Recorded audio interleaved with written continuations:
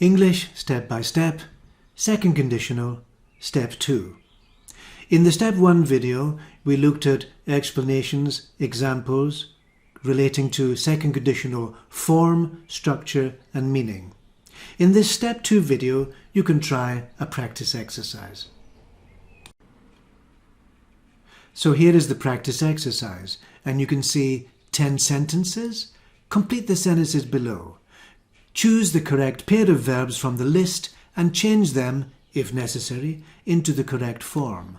Well, here you can see the pairs of verbs, so look at the sentences, decide which pair of verbs do you need and what form of the verbs do you need for the clause in the sentence.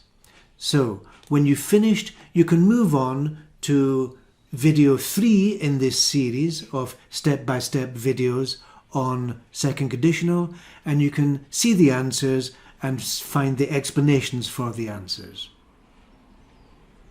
Now I'm going to leave the sentences up for 1 minute so you can finish the sentences, and you need to write them on a piece of paper, and if you need more time you can pause the video.